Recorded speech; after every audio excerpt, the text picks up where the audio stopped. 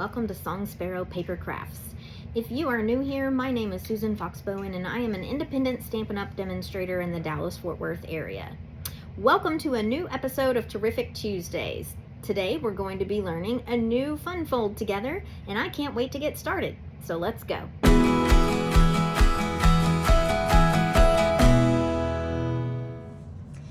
In today's episode of Terrific Tuesdays, we are going to be learning a new fun fold that is called the Front Panel Z Fold. So if you are not familiar with a Z fold, they are called by that name because when you are looking at them from the top, it resembles the letter Z. And this one is called the Front Panel Fold because our overlapping portion on this front part of the Z fold is serving as the front panel of our card. So let's dive in and get started on this new fold. Really quickly, before we get started on our front panel Z fold today, let's talk really quickly about the supplies that you're going to need in order to make this card if you are making it according to today's product selection. So we are going to be using the Country Flowers bundle, which includes this photopolymer stamp set and the coordinating dies. We will be using 2 shades of gray paper. We'll be using Basic Gray and Smoky Slate. We'll be using 2 sheets from the Country Woods Designer Series paper pack. We will be using some Basic White, some Old Olive, and Mossy Meadow cardstock. So, without further ado, let's get started on our fun fold now.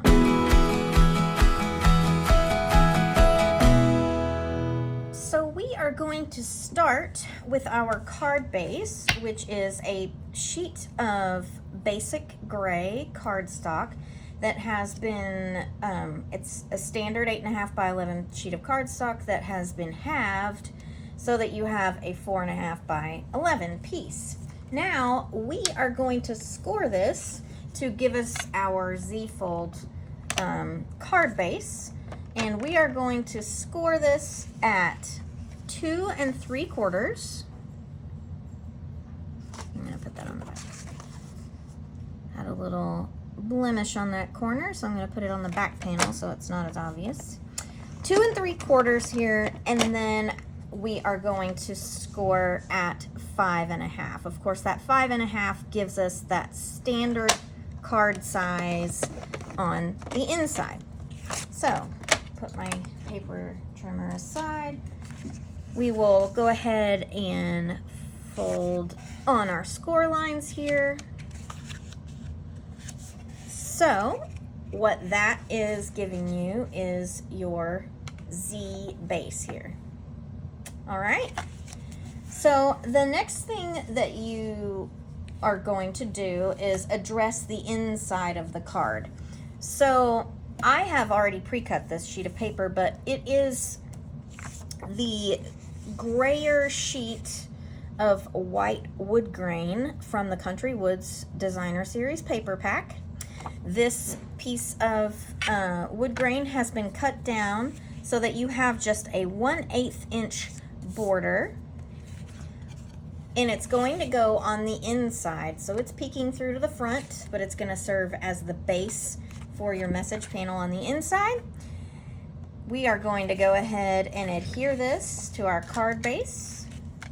Now, all of the measurements and instructions for today's card are included in a free PDF tutorial that is linked in the comments section of today's YouTube video, and you will be able to download these instructions. So I'm not going to go over all of the nitty-gritty necessarily. I'll keep this just to the basics of how to get this together, but you'll be able to follow along without any issue. So I chose to have a whiter portion showing through to the front rather than the grayer portion because of the elements that I'm using on the front of the card. I really want them to stand out, and that helps with that. So the next thing that I have is a bit of white cardstock this is cut down from a quarter panel. And you end up with a not quite half of a quarter panel. This ends up being 3 inches. And this is, we are literally going to center it here. This is going to be our message panel. You could stamp a sentiment on this to be the inside sentiment for your card if you wanted to. I'm leaving it blank because when I write messages, sometimes I like a lot of space. So this gives me options. If I don't have a lot to say, I might come back and add a sentiment, but I'm just going to center it here. Voila. And we can set this aside now for a moment. Okay, so the next thing that we are going to talk about is this patterned paper here that I have stamped using the small detail stamp from the Country Flower stamp set.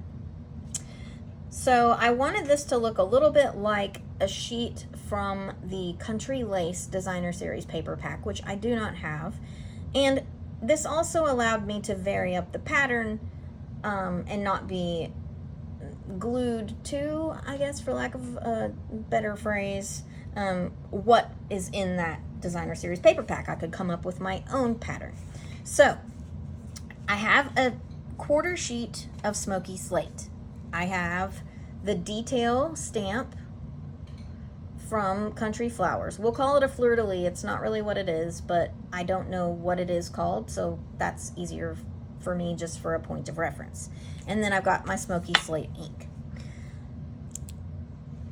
I have a sheet of grid paper, which I am definitely using as I am making this repeating pattern because I am a person who likes things very symmetrical, but if that's not you and you can eyeball things, well, I'm envious. How about that? And I happen to have a block that already has grid lines on it. I couldn't tell you where I got this block from, but what I can tell you is if I didn't already have a block with grid lines on it, I would use my Sharpie, and on one side I would draw grid lines, because for me and the pattern that I'm going to show you, it's absolutely critical in lining things up. All right, so we've got our grid lines on our block, and I have placed this stamp so that the center grid line running up and down goes through the center of the little ovals, and the same going the other direction. All right, and pick a place to start. You can tell I've already started on this particular sheet, but we're going to, that doesn't matter. We're going to work some more on this pattern. So there are 2 blocks in between. I'm going to zoom in here. There are 2 blocks in between our pattern going up and down. So if you look on the grid paper, you can tell there's roughly 2 blocks here. And then there's roughly 1 block running in between this direction. So we're just going to keep moving along with that pattern. And I'm going to line up, I'm going to use my grid on my stamp to line up with that stamp in the corner for the placement on this one. And once I get that first one placed, then I can go from there. I'm just using those grid lines on my stamp basically to bisect, to keep it in the half so that the halves line up.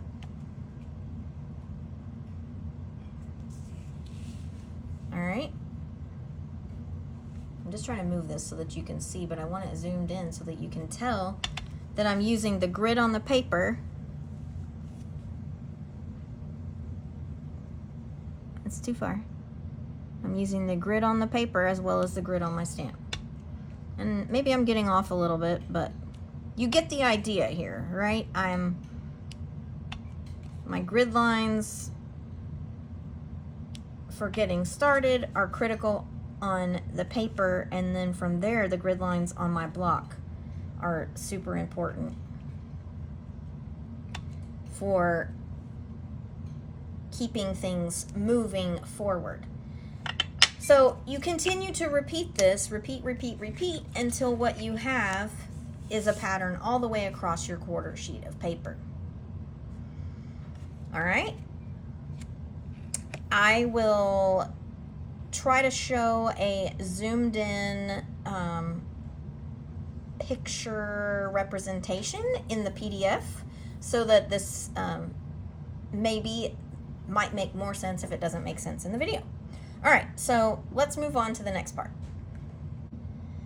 Okay, so now we're going to start cutting some things for the front portion of our card. So we have our stamped designer paper, and we're going to cut that down. This panel and the small panel on that folds are 2 3/4 inches wide, and I want just 1/8 of an inch smaller. So we are going to make that happen here. All right, so here is our 2 3/4.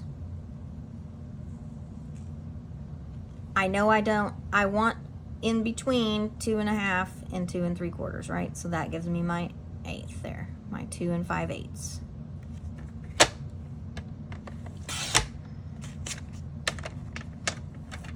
Okay, I'm gonna do the same thing with this one.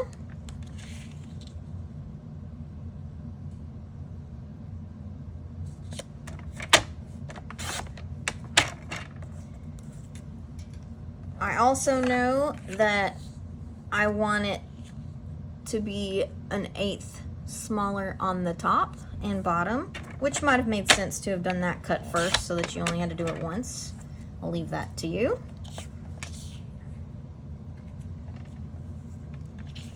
So 4 1/8 here. Oh. All right, so we have those ready. We can go ahead and adhere these to our card front because they are going to be flat. So I'm using my tape runner here.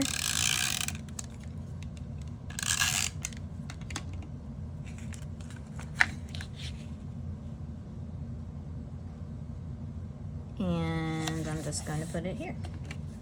Same thing with the other one.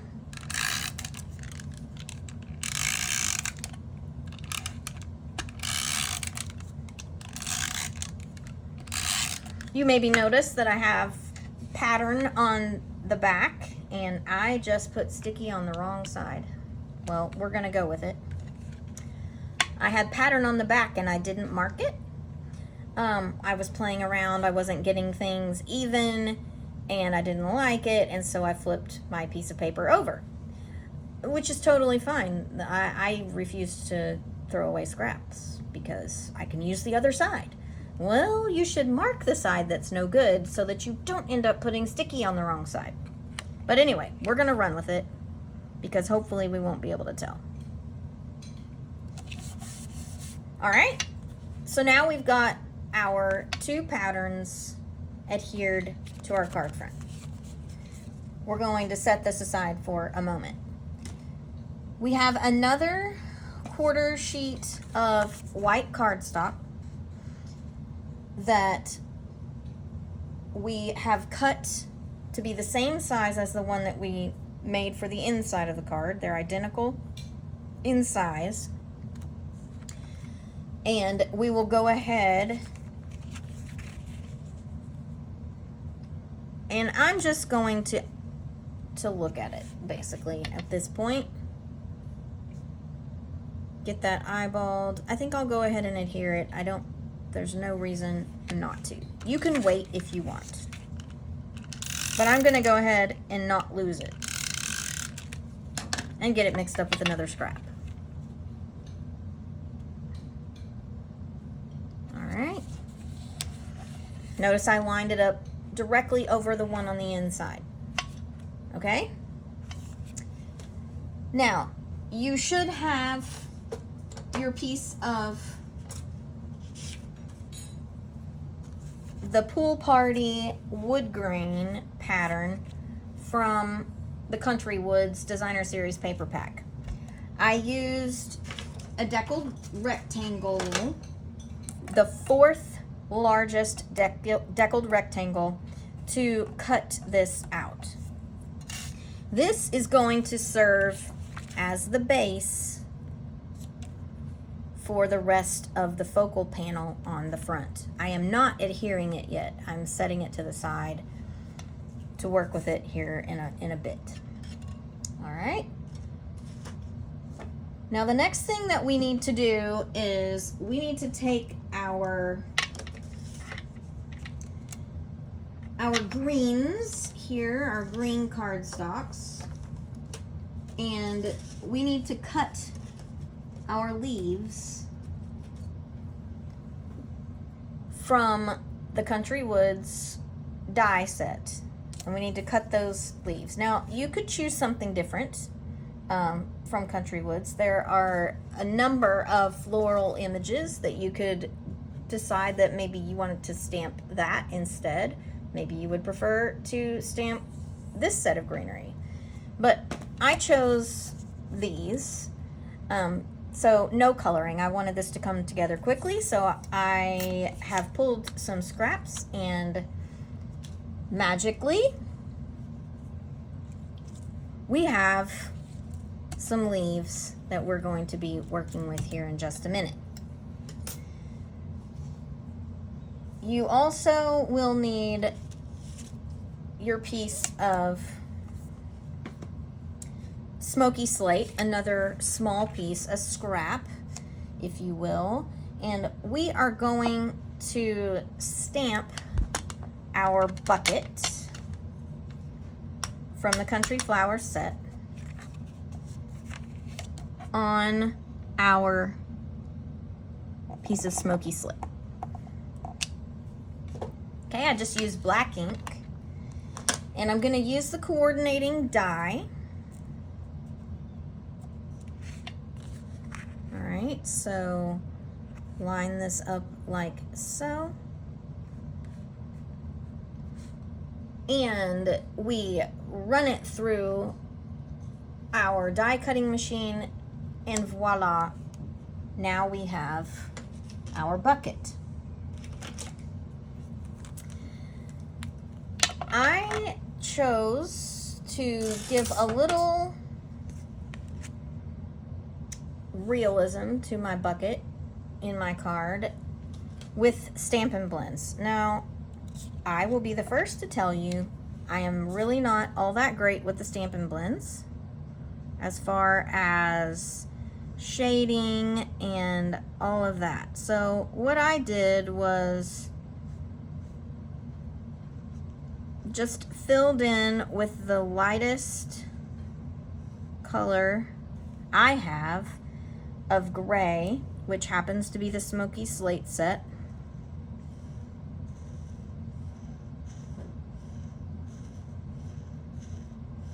Honestly, I found that it didn't matter how evenly it went on here, because at the end of the day, I'm kind of looking for that old galvanized bucket look, right? So I started with my lightest one. I went ahead and filled in some places with the darkest Smoky Slate, and places that I knew I wanted them to kind of be shadowed, you know, like in the shadows per se. I gave a little of the dark Smoky Slate on those. You know, like this is a little ridge at the bottom of the bucket, right? The bottom of the bucket's going to be close to the ground. You know, just kind of think of those places that would be darker perhaps. But then I'm going to go back over my entire image with my color lifter. And you're like, why would you put the color down and then take it off? Well, it gives you that distressed look, and I just found that it gave me the look that I was going for. All right, I didn't do anything super complicated, because the more I do, the less likely it's gonna look real. That's what I've found. So there we go. We have a little bit of realism to our galvanized bucket here. Okay.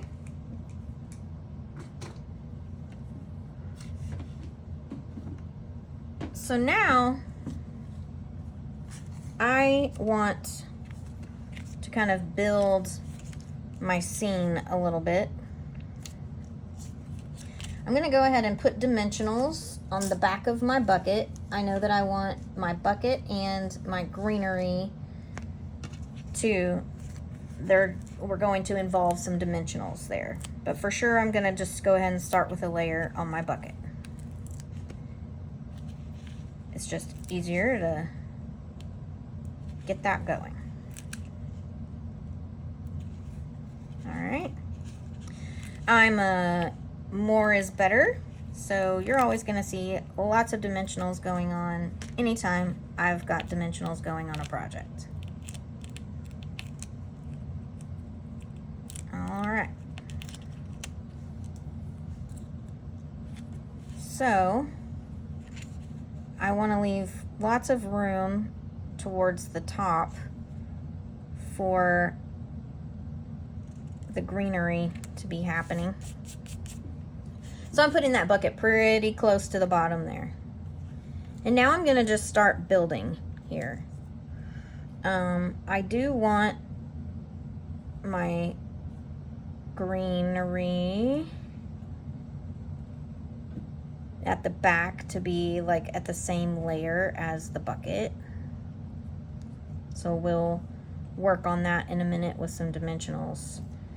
And I'll then layer some other twigs here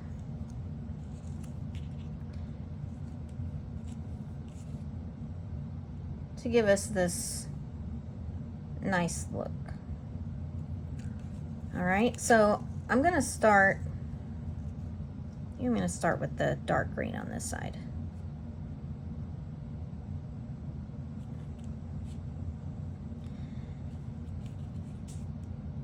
So I don't want to put anything on the leaves that I'm going to overlap on my bucket. I'm going to use our smallest dimensionals, which naturally this is a brand new one, so it's a little hard to get these off of here. So I'll just kind of work my way around a little bit, adding a few here and there. Hopefully I have turned it in such a way that we won't get any edges visible, because it's really hard to move these little puppies once you stick them down. All right, let's see how that looks. Oh, I can see an edge that's a potential problem. All right, come on.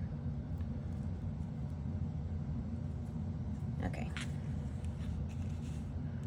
And I'm just doing this for visual. I like to know where everything is. Okay, that's going to look fine. I'm going to go ahead and stick that down. So remember, I wanted that to be at the same dimension, on the same plane as my milk bucket. It's what comes in front that I want to be higher. And I'm varying the colors that I have going on because it's just visually more interesting, right? All right, so I want to focus my dimensionals over here.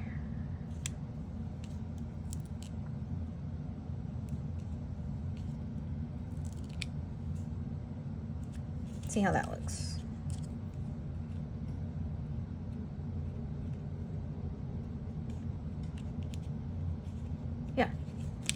that will work. And I'm not worried about adhering the other parts because these dimensionals will not go anywhere. Okay. All right, next layer I want to be up and over, right?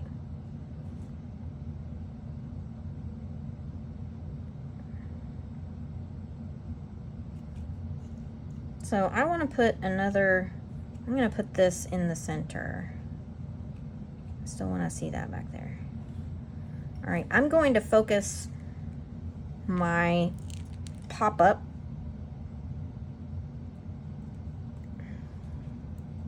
on this one part and towards the top.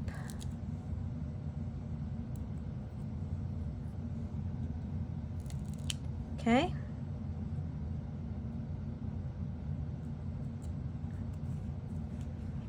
Double check it here. See, that just helps it to stick up a little bit. All right. And again, I'm not worried about the other part. I just want that little bit of, because if you're building a floral arrangement, it's not perfectly, you know, all on a second plane, right? That's just not the way that it works. I am going to glue dot this one part right there because I do want to be sure that it's tethered. Oh, the glue dot didn't go on there. That's why I'm like, why is it not sticking? All right, now we got a glue dot. There we go. All right. Yeah, better. I do want this part to be up. So towards the top and towards this side right here. Helps to have that reference for yourself. Otherwise, you have to stick it back down and go, wait, what part was it again? Oh, I don't know that I got that in the right spot. Okay. Let's see if that's enough.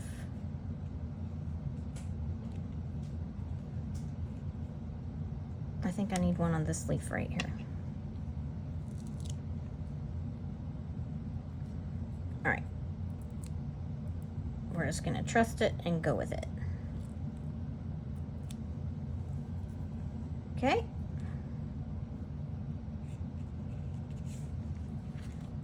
There we go. See how we have depth. Depth to our pot of plants there.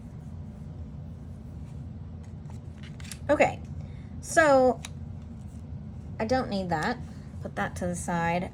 I do feel like I need a little bit of something just to bring in that earthy element here. So I would like to put some linen thread behind this panel, in between our pool party wood grain and the white panel. And I'd like to use a little, I like to call them faux bows because you're not actually tying a bow, but when you look at it, once it's there, it resembles a bow. It really does. I'm putting down glue dots here. I just happen to have like a partial one. That's why I'm putting in there. So I'm just kind of, it would be like if you were gonna tie a bow, right? But see how it's not knotted in the middle, right? But it kind of resembles a bow. All right. Cut a little bit there. Yeah. Just like so. Let's take a look. Yeah. See how it just brings in that little bit of that natural element behind there. All right. I want to go ahead and put dimensionals on the back of my panel. I'm going to use the large dimensionals because they go further.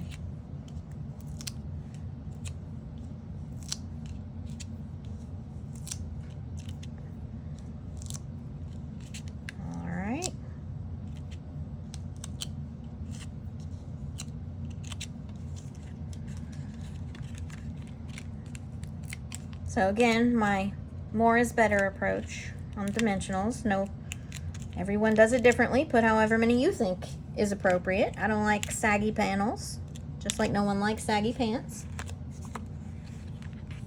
I'm gonna kind of mess with my bow a little bit there. Yeah.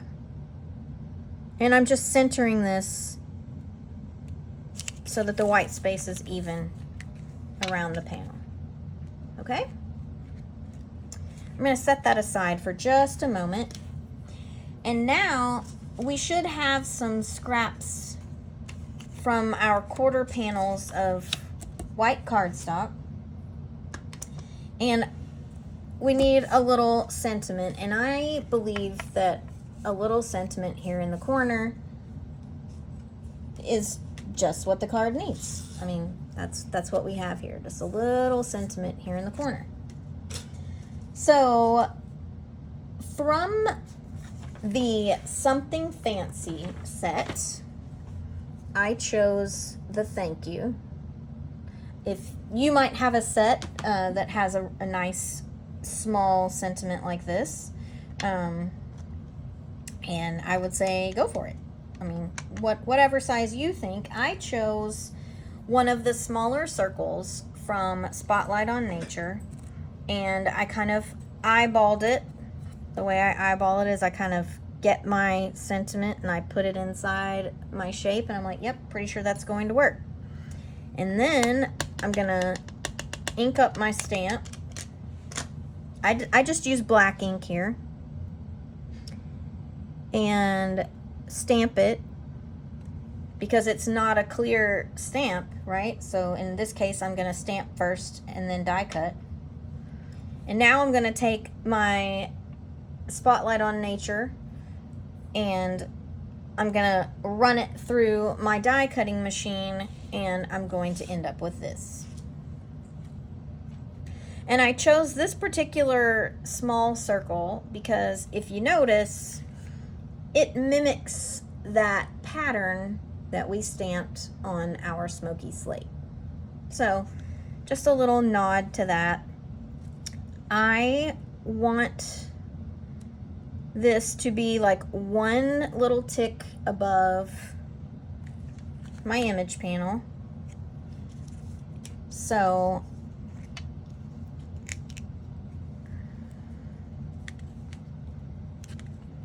I'm going to put one here, and I'm going to put one catty corner from it, but I know that layer is going to have to be a little taller, right, because it's going flat, and we already have that popped up. So half of that is going to need 2 dimensionals, and the other half is only going to need 1 in order to stand above that panel. All right. So I'm just going to put it down here like so. Now I want to make sure that my eye comes to my sentiment. So I'm going to use some rhinestone basic jewels, and there are 3 different sizes. Hopefully you can tell. There's this really small size here. There's one just a little bit bigger, and then there's one even bigger still. So we're going to use one of each.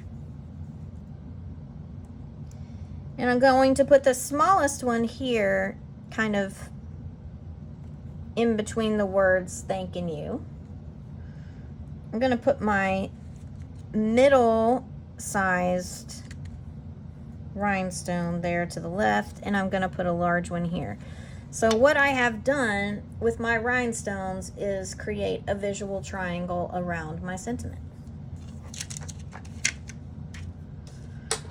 which the design gurus say is a pleasing thing. And there you have it, folks. We have made our front panel Z-fold. So I hope that was fun, easy, straightforward.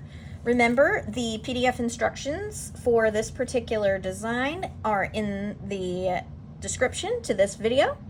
I thank you very much for joining me for this week's episode of Terrific Tuesdays, and I look forward to seeing you next week. Until next time, see ya.